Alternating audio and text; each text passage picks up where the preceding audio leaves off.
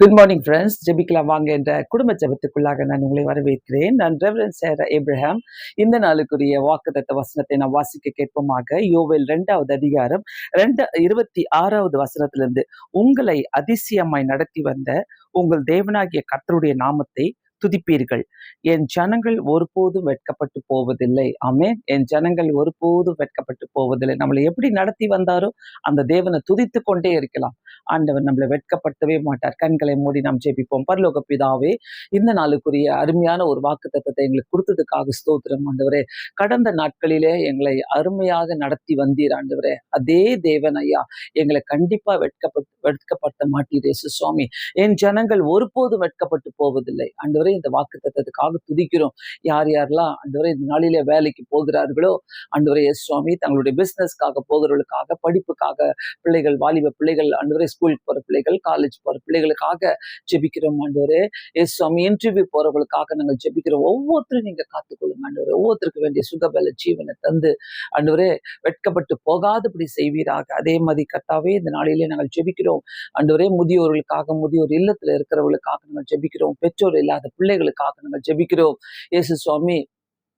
ஆண்டவரே, கைவிடப்பட்டவர்களுக்காக நாங்கள் ஜெபிக்கிறோம். ஹாஸ்பிட்டல்ல வியாதியா இருக்கிறவர்களுக்காக நாங்கள் ஜெபிக்கிறோம். வீட்டுல வியாதியா இருக்கிறவர்களுக்காக ஜெபிக்கிறோம். வெளி தேசத்திலே தனிமையிலே ஆண்டவரே சுவாமி இருக்கிறவர்களுக்காக நாங்கள் ஜெபிக்கிறோம்.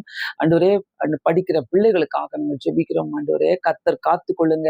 ஒவ்வொரு இடத்திலும் ஐயா நீர் எப்படி நடத்தி வந்தீரோ அதே தேவன் ஐயா நாங்கள் வெட்கப்பட்டு போகாதபடி செய்யுங்க. என் ஜனங்கள் ஒருபோதும் வெட்கப்பட்டு போவதில்லை ஆண்டவரே. நாங்கள் இந்த வாக்குத்தத்தத்தை ஆண்டவரே நாங்கள் வைத்து ஜெபிக்கிறோம் ஐயா. இந்த நாளிலே எங்களுக்கு உதவி செய்யுங்க.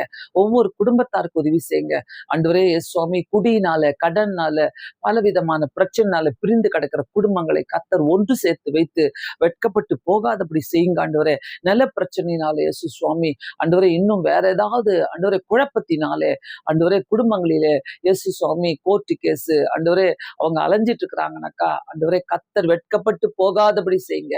உங்களுடைய கரம் ஒருத்தர் கூட இருக்கட்டும் ஆண்டவரே. ஊழியக்காரர்களை நாங்கள் நினைக்கிறோம், மிஸ்டரிமார்களை நாங்கள் நினைக்கிறோம் ஆண்டவரே. இயேசு சுவாமி, எல்லாருக்கும் நீர் போதுமானவராய் இருப்பீராக. இயேசுவே, நீர் பொறுப்பேற்றுக் கொள்ளுங்க இயேசு சுவாமி. எங்க எல்லாரையும் உடைய கரங்களிலே கொடுக்கிறோம். நாங்கள் வெட்கப்பட்டு போகாதபடி எங்களை ஆண்டவரே உம்முடைய கரத்துக்குள்ள வைக்கிறோம் ஆண்டவரே. நீர் எங்களை வழிநடத்துங்க, காத்துக்கொள்ளுங்க, மேலப்படுத்துங்க, ஆசீர்வதிங்க ஆண்டவரே. இரவு வரும்போது நாங்கள் சந்தோஷமாய் ஆண்டவரே எங்களுடைய படுக்கைக்கு கடந்து செல்ல எங்களுக்கு உதவி செய்வீராக. இயேசுவின் நாமத்தினாலே வேண்டிக் கொள்கிறேன் பிதாவே, ஆமேன். கண்டிப்பாக என் ஜனங்கள் ஒருபோதும் வெட்கப்பட்டு போவதில்லை. இந்த வாக்குத்தத்தத்தை வைத்து நீங்கள் ஜெபியுங்கள். கர்த்தர் உங்களை ஆசீர்வதிப்பார். இந்த சேனலை சப்ஸ்கிரைப் பண்ணிக்கொள்ளுங்கள். கண்டிப்பாக இந்த நாள் உங்களுக்கு ஆசீர்வாதமாக இருக்கும். Have a blessed day. Thank you so much.